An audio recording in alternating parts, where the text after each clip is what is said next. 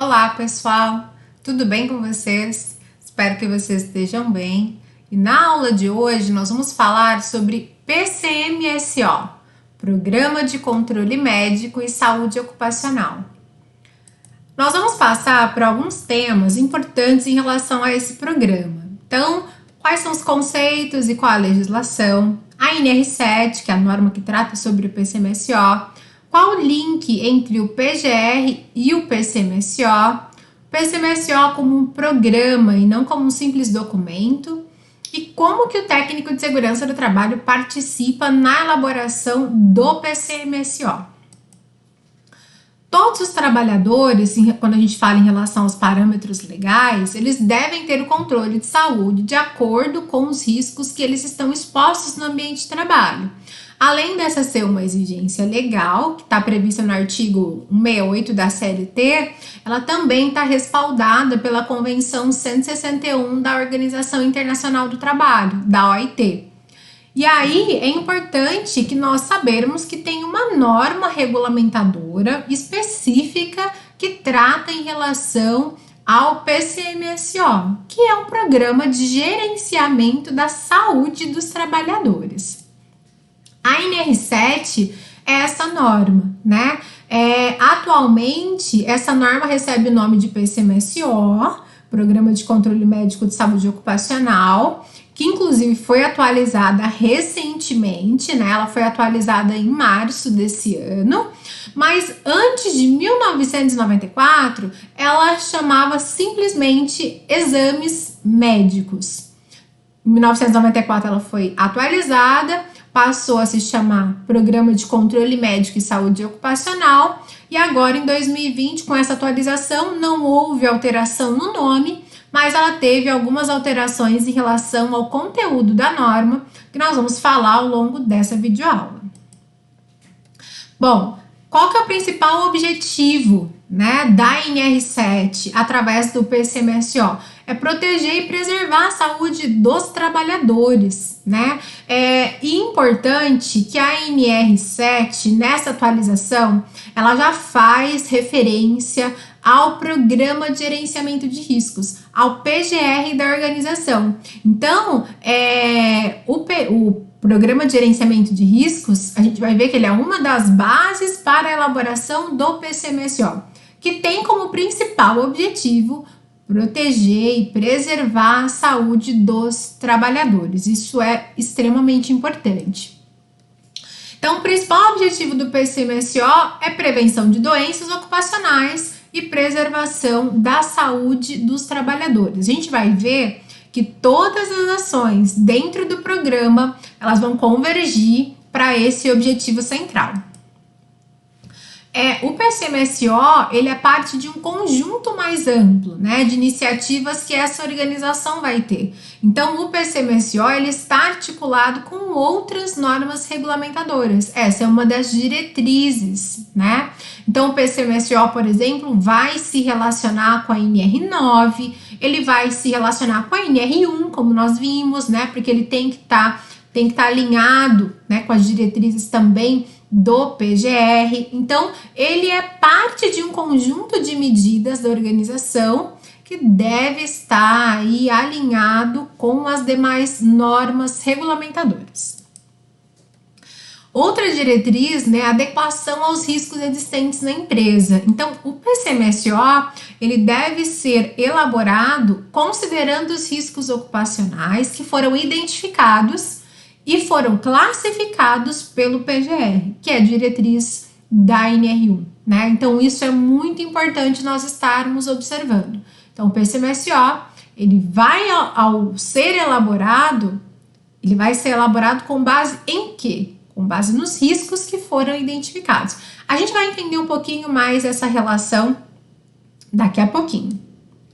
Por exemplo, se na empresa existe o risco físico ruído, esse risco ele deve ser considerado na elaboração do PCMSO, ou seja, o programa, já que ele é um programa de saúde, ele deve incluir a realização de exames audiométricos. Por quê? Né? Porque se existe ruído, existe o risco do trabalhador ter uma perda auditiva, que é considerado uma doença ocupacional.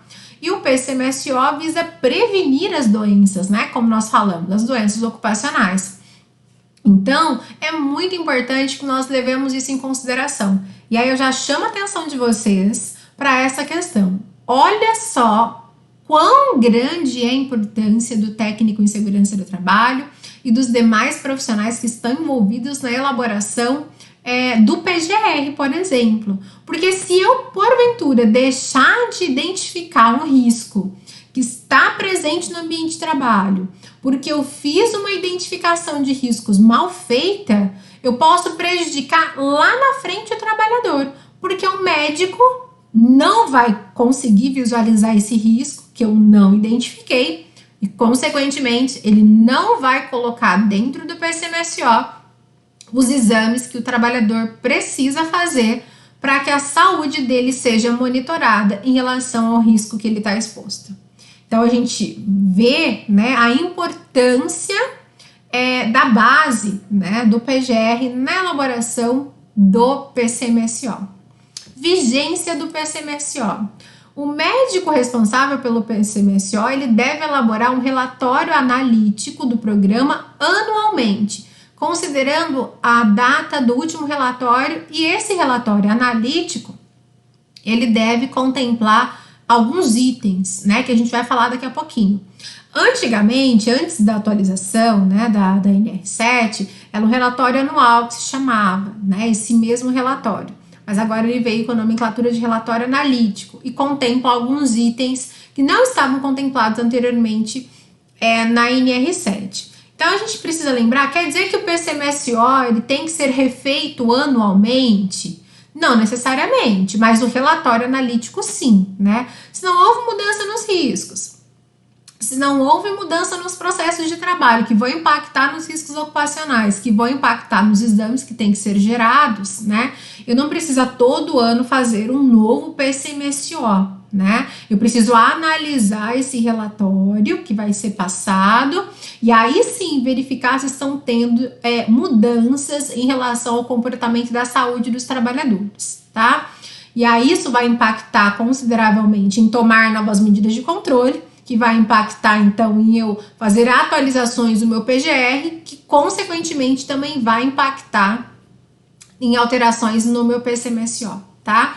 Então, a gente tem essa base aí. E o que esse relatório, né, analítico, o que ele tem que contemplar, então? Vamos checar.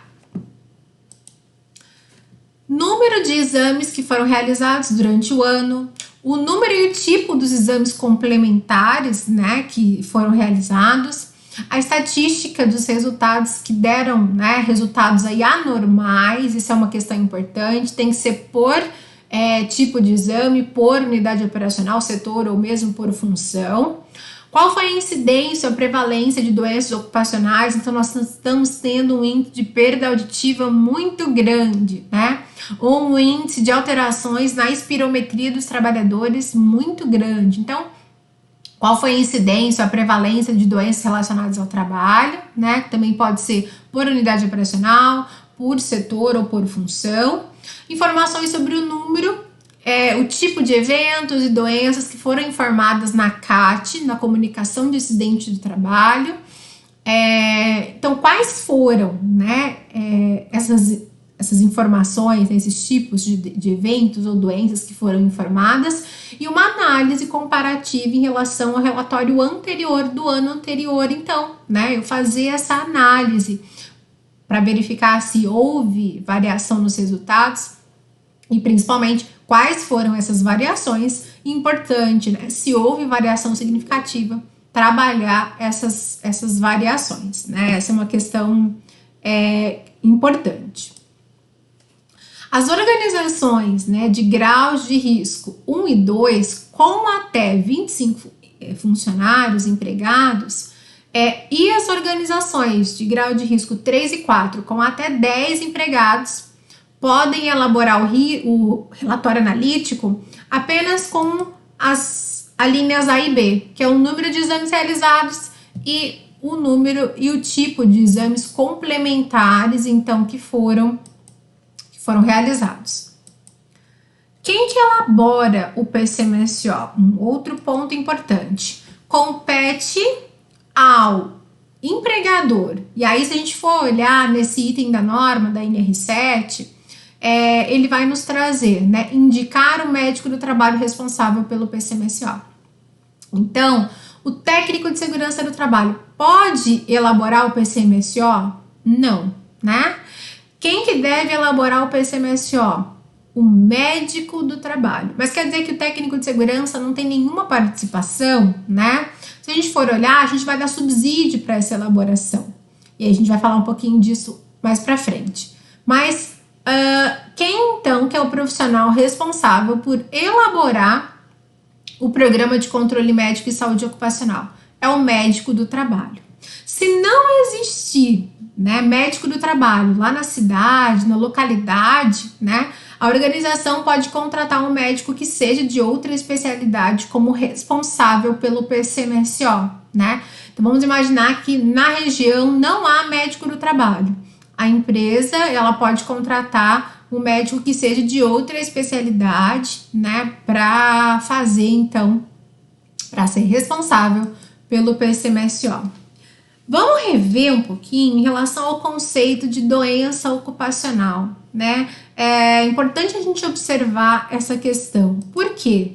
Segundo a Lei 8.213, uma lei previdenciária de 1991, ela vai caracterizar, né, doença profissional ou ocupacional. É aquela assim, a doença profissional ela é entendida como aquela que é produzida ou desencadeada pelo exercício do trabalho, né?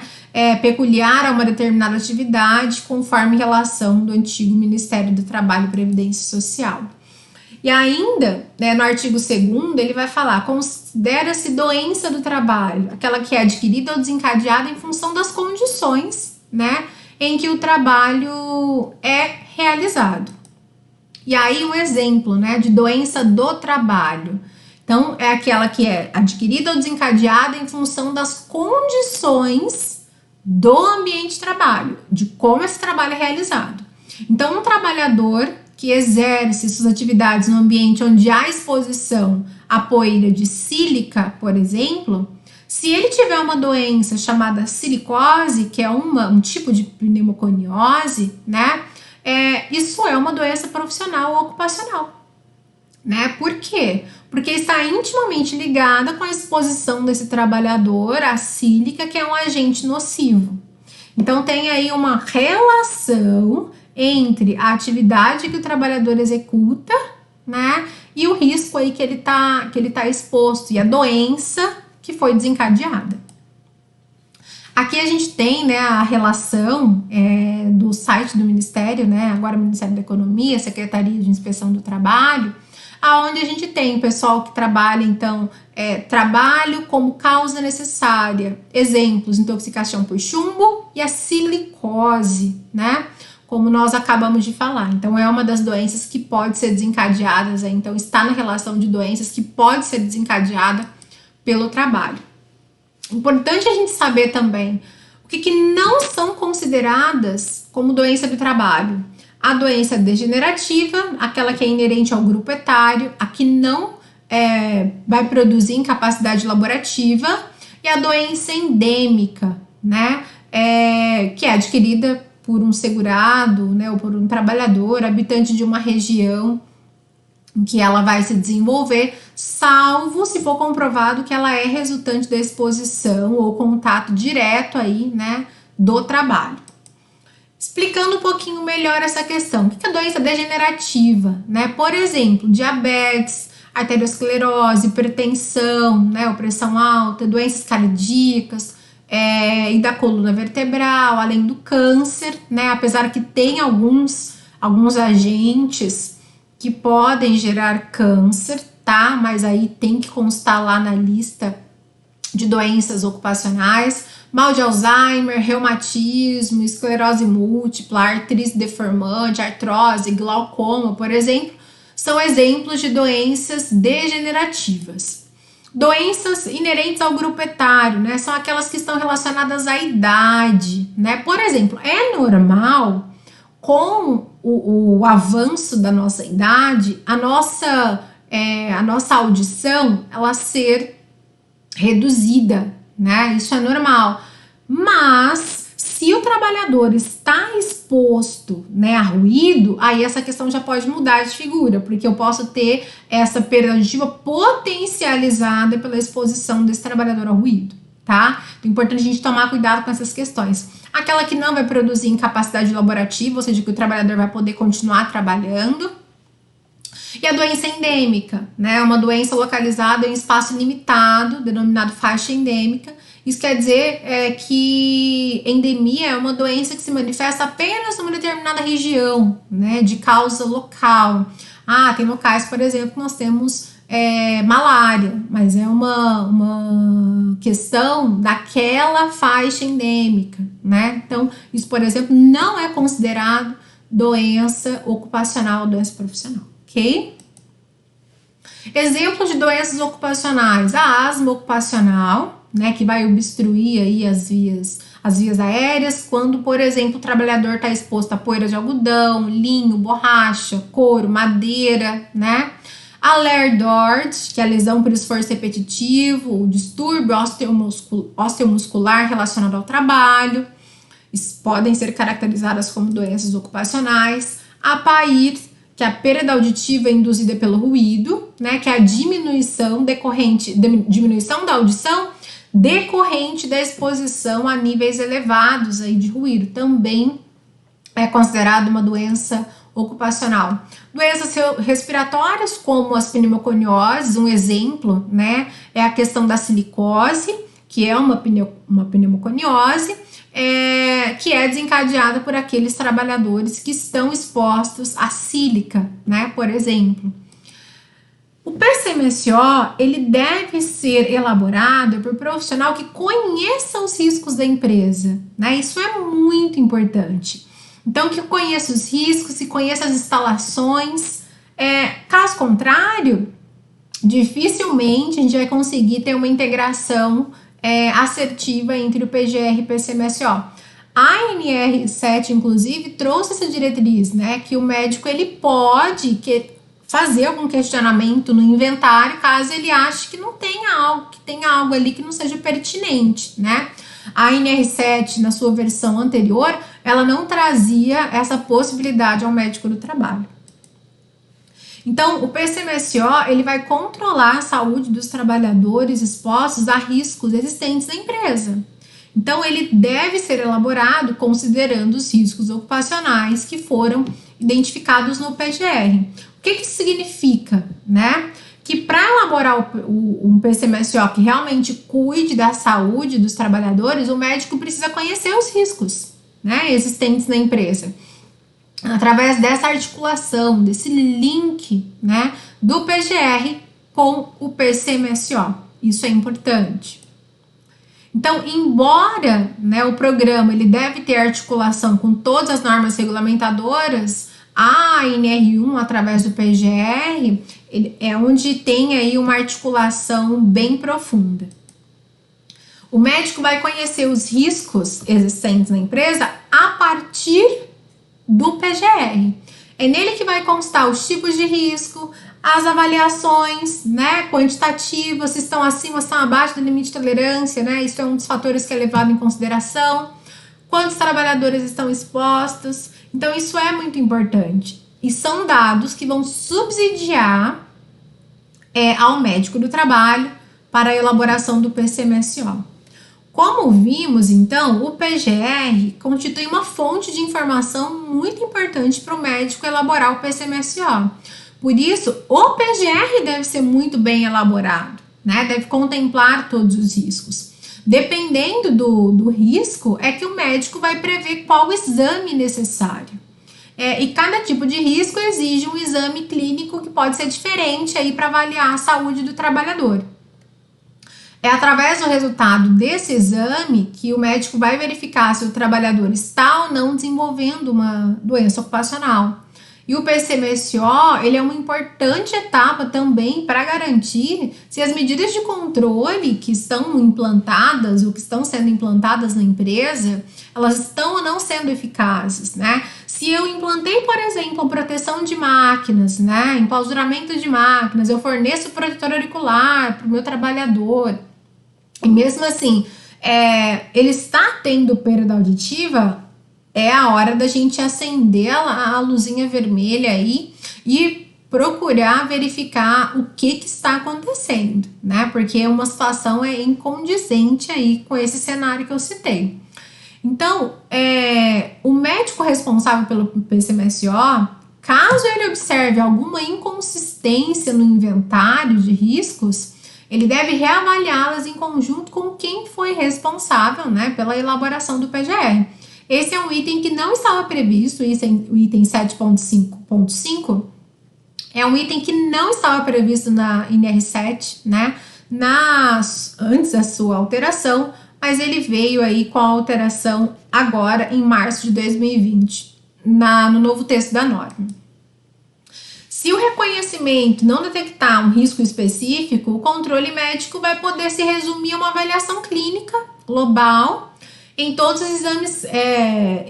exames exigidos, que são admissional, periódico, demissional, mudança de risco ocupacional, que antigamente era mudança de função, né, e retorno ao trabalho. A gente vai falar um pouquinho mais sobre esses riscos um pouquinho mais para frente. Ou seja, não serão realizados os exames específicos, e isso é muito importante, né? Quem já fez exame ocupacional pode ter aquela impressão, nossa, eu entrei lá dentro da sala, o médico só me fez 5, 6 perguntas e já estava tudo certo, já estava liberado. Isso pode acontecer, né? Se de repente o PGR não estiver elaborado de forma correta e não forem solicitados, então, os exames adequados, pertinentes aos riscos que aquela função está exposta, né? No anexo 1 da NR7, ela traz aí, por exemplo, né, o pessoal que está exposto à acetona, eles têm que fazer um exame, né, para verificar as síntese na urina. Então, a gente tem aqui os indicadores, né? O pessoal que está exposto a arsênio também precisa fazer exame de urina. O pessoal que está exposto a anilina, né, precisa fazer exame de sangue. Então, dependendo do agente que você está exposto, serão os exames, né, e o tipo de exame que vai ser solicitado pelo médico do trabalho. Isso é extremamente importante nós estarmos observando. Então, técnico de segurança do trabalho, né, em relação ao PGR, o trabalho dele termina quando termina a elaboração do PGR? Não, né? Termina quando o PGR, quando o resultado, né, dessas avaliações quantitativas, ele é entregue ao médico responsável pelo PCMSO, o nosso trabalho termina aí? Não, né? Por quê? O PCMSO é um programa prevencionista, então envolve ações conjuntas entre o médico, engenheiro, técnico de segurança do trabalho, gestor de RH, psicólogos, ergonomistas, né, dentre outros. Exemplo, né, que profissionais serão envolvidos caso ocorra necessidade de mudar um trabalhador de posto ou função, né, em virtude de exames indicarem que ele está tendo agravo à saúde. Então, isso vai envolver vários profissionais, né? O pessoal do RH, vai envolver a segurança do trabalho, para a gente poder verificar se os outros riscos ou os riscos daquela nova função não vão impactar, né, no problema que o trabalhador adquiriu. Então, isso é importante. Essa observação é muito importante que ela seja feita, ok? Bom, essa é a primeira parte da aula. Daqui a pouco eu volto para falar com vocês. Obrigada.